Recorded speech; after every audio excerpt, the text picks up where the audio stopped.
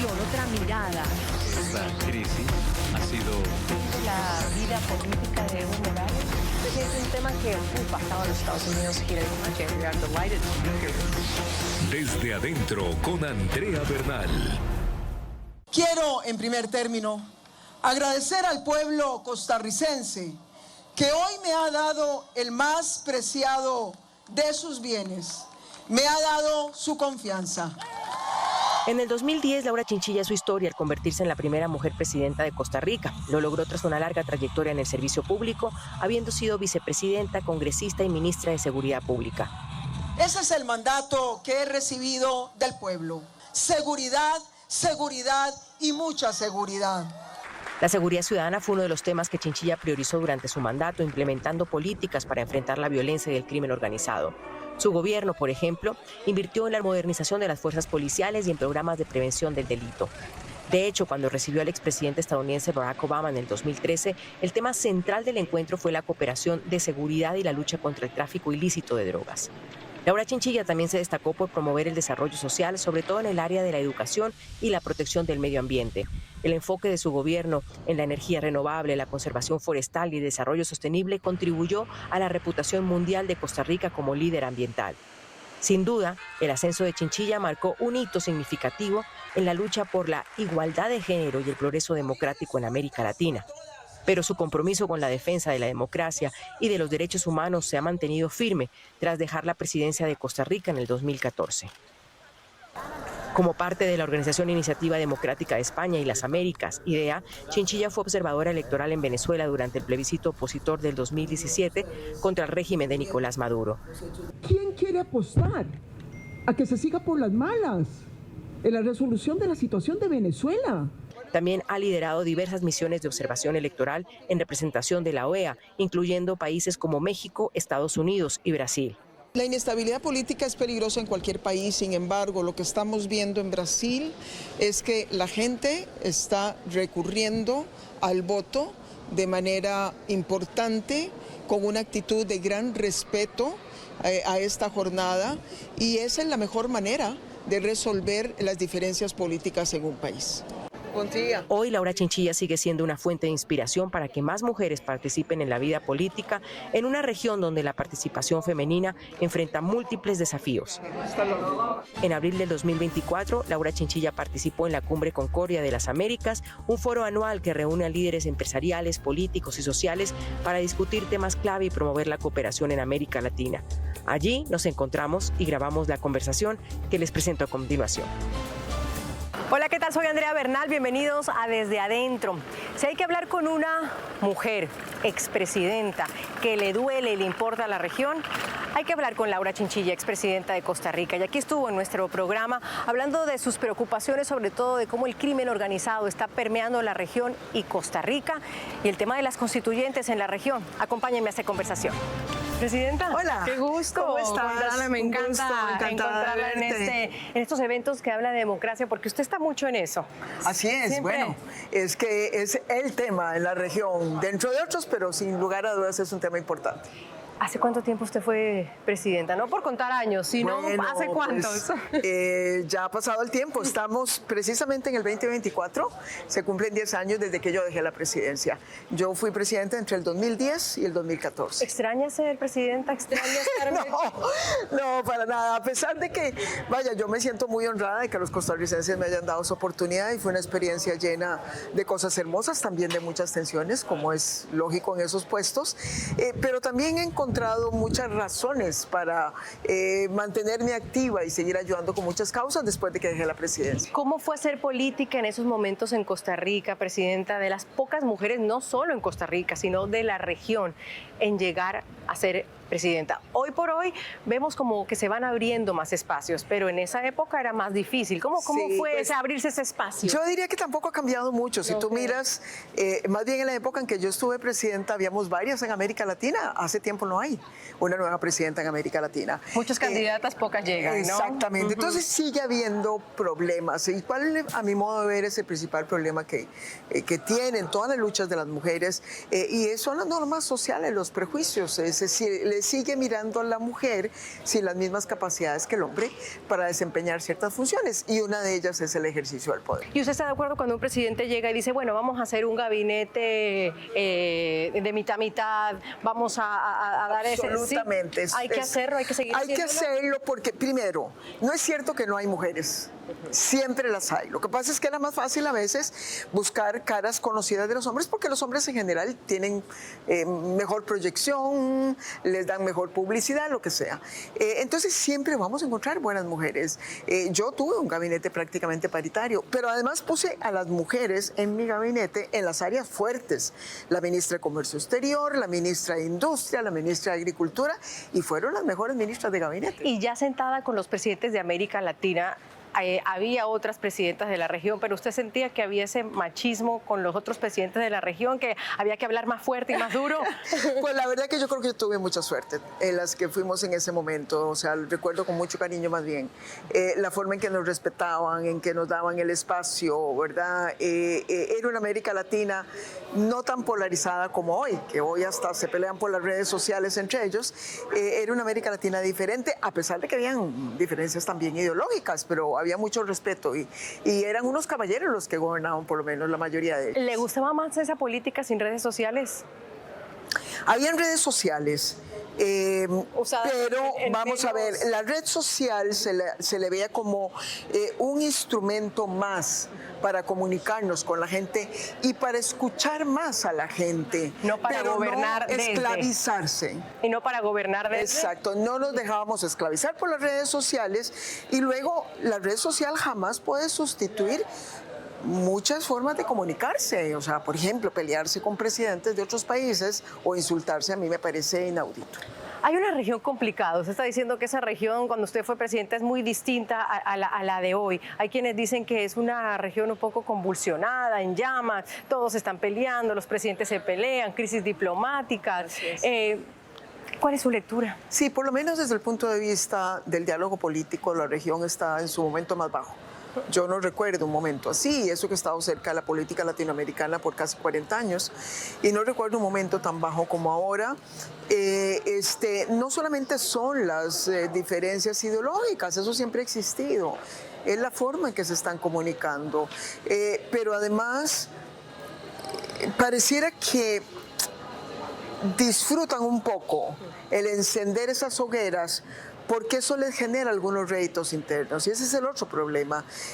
Son presidentes cada vez más ensimismados, más gobernando hacia adentro, muy, digamos, poco considerados con los temas de la política internacional, del papel de la diplomacia, y entonces tenemos lo que tenemos, o sea, son presidentes peleando casi que todos los días. Ya regresamos con Desde Adentro por NTN 24, el canal de las Américas.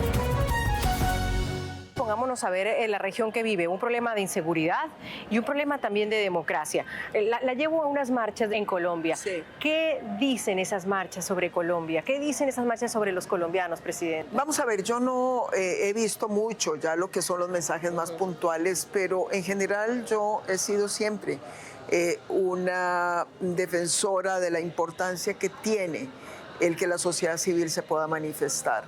Y cada vez crece más esa tendencia en todo el mundo. América Latina no es la excepción. Hemos venido viendo cómo cada vez con más frecuencia los ciudadanos se tiran a los espacios públicos a hacer valer sus preocupaciones. Aquí lo importante es que lo hagan con respeto.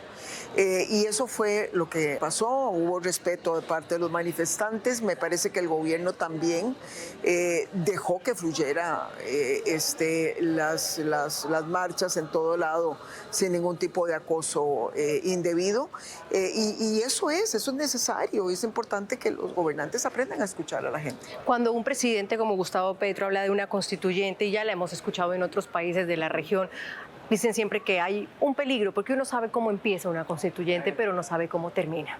Bueno, que lo diga Chile, yo creo que Chile es un gran ejemplo. A mí me parece que en principio la constituyente de Chile tenía una gran justificación. Ellos estuvieron a punto de tener una especie de guerra civil Y esa fue la decisión en su momento que tomaron las distintas fuerzas. Pero las constituyentes a veces se les atribuye una solución mágica de los problemas institucionales y políticos de un país. Y no hay que verla así. Muchas veces no son la solución y muchas veces ni siquiera la solución llega del todo, ¿verdad? Como fue en el caso de Brasil. Hay que tener cuidado, hay que saber administrar con mucha, rigurosidad ese tipo de instrumentos. ¿Hay un líder en este momento en la región, Presidenta, que usted vea que pueda unir a los países, llevarlos a la calma? Porque mire lo que pasó con México y Ecuador, Milei con Petro. ¿Hay uno que usted diga, este puede sentar la cabeza del resto y unir a esa América Latina que en este momento se ve tan difícil? Vamos a ver, hay algunos que pueden tener el talante, pero no tienen el tamaño. Y los que tienen el tamaño no tienen o el talante o el interés. Entonces estamos en este momento de verdad en la región careciendo de esos liderazgos que en el pasado articulaban, que cuando había un problema en un país o entre países eran capaces de llamar, de convocar, de poner el tono, de sentar, un tono razonable en las discusiones. Hoy la región carece de eso, lamentablemente. Sigamos hablando usted de un tema que le apasiona porque ha tenido una voz muy fuerte desde hace mucho tiempo sobre el tema de Venezuela. ¿Qué espera el 28 de julio?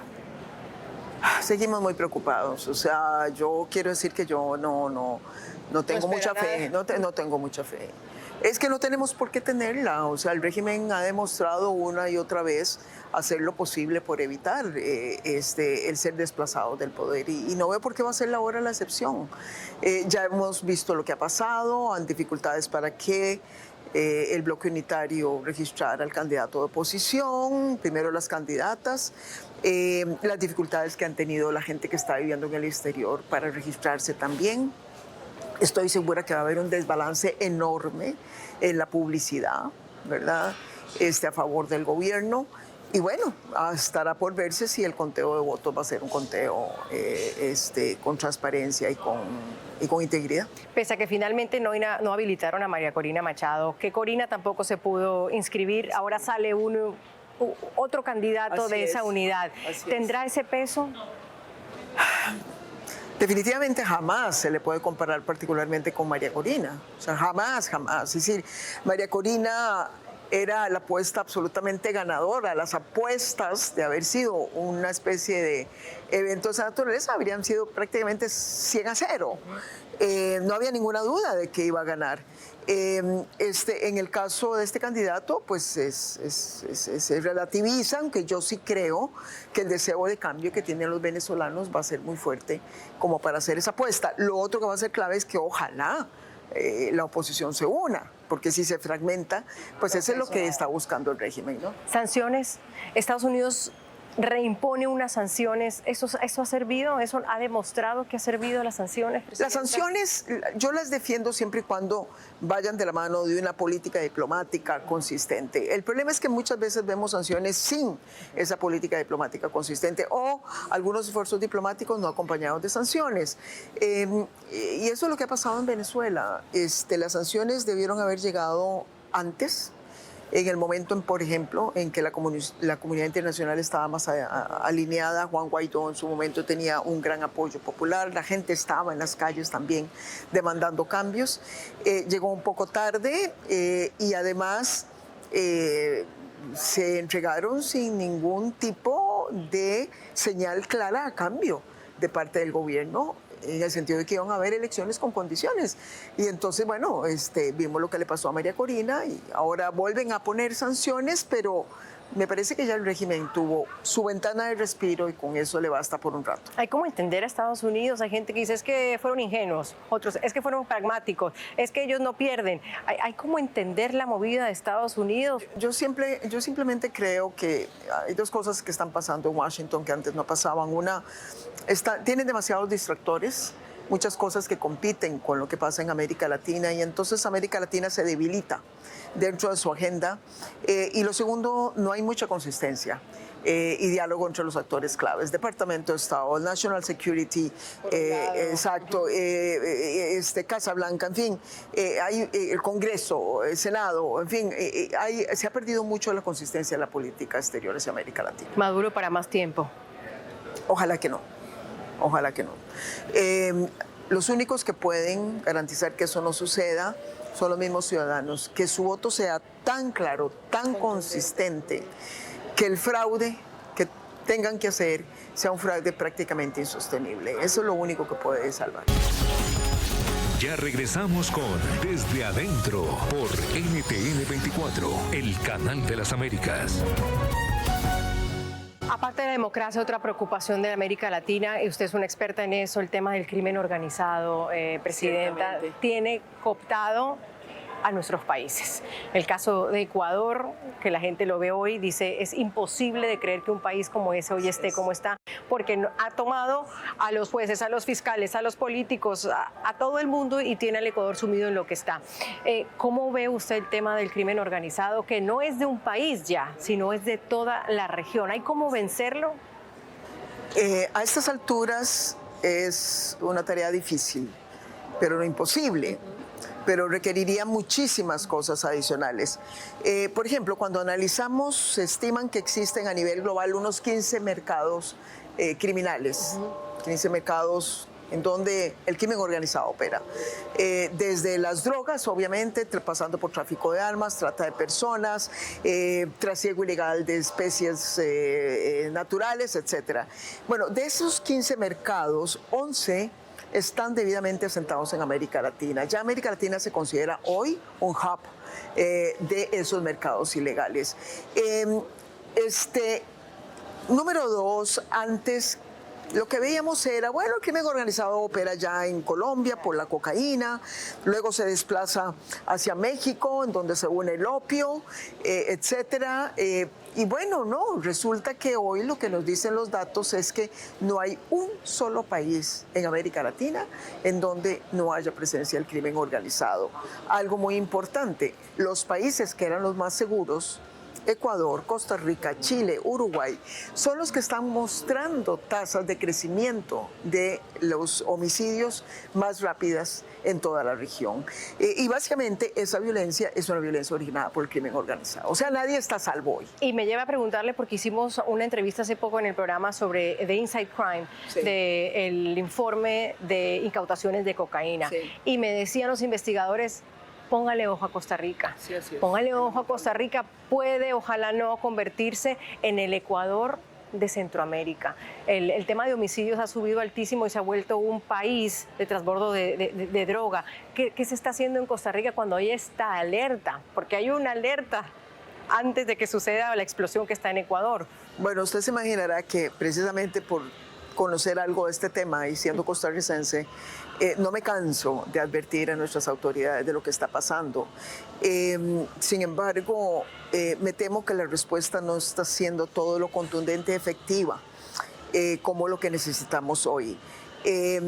Es cierto que hay diferencias entre Ecuador y Costa Rica. Posiblemente en materia de Estado de Derecho, Costa Rica ha tenido instituciones un poco más sólidas, más altos niveles de desarrollo humano, etcétera. Sin embargo, cuando analizamos lo que ha pasado en los últimos tiempos, el crimen en los dos países está entrando por los puertos principales, es decir, es el mismo tipo de operación. Número 2, tienen mercados ilegales sumamente fragmentados, con bandas que hoy se están peleando el control territorial. Eso está elevando el número de homicidios. Y el año pasado fueron los dos países en donde más incrementó la tasa de homicidios. Así que todo nos hace efectivamente advertir de que Costa Rica podría seguir hacia el mismo abismo que siguió Ecuador.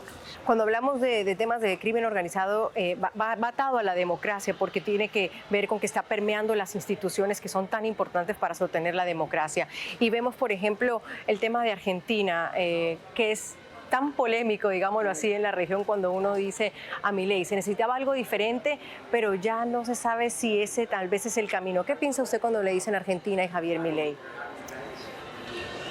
A mí me parece que los pueblos están desesperados, simplemente. Y hay razones para estar desesperados, ¿no? El caso de Argentina, particularmente con los temas económicos, el caso de El Salvador, con los temas de violencia. Y cuando los pueblos están desesperados, buscan salidas igualmente desesperadas. Que la decisión sea la correcta, solo el tiempo lo dirá. Yo creo que hay que esperar a ver qué es lo que va a resultar de ahí. Pero la tarea de todos es tratar de que los países puedan prevenir esos escenarios extremos. Y me temo que en algunos casos no necesariamente se esté aplicando esa receta. Y bueno, de nuevo, cuando llegan a esos escenarios, pues la gente elige aquel que le promete los cantos de sirena. Porque me decía un invitado que fue asesor de Barack Obama para el hemisferio, que hoy por hoy era muy difícil hacer política sensata en la región. Sí. ¿Estás En de todo el acuerdo? mundo. ¿Sí? En Estados Unidos también. Hay un punto. En Estados Unidos también. ¿Ha cambiado la forma de hacer política? Sí, sí, claro. El mundo se polarizó mucho, el mundo se ha radicalizado, las posiciones de la gente. Entonces la gente está sentada en una especie de circo romano ahora. Ya no es esa ágora ateniense, ¿verdad? Donde los Vamos políticos a debatir las ideas. No, ahora es un circo romano en donde simplemente la gente ve a los políticos como esos gladiadores en la arena, quieren sangre, quieren violencia. Y los políticos que se vuelven rehenes de las redes sociales, pues se apuntan en esa dirección.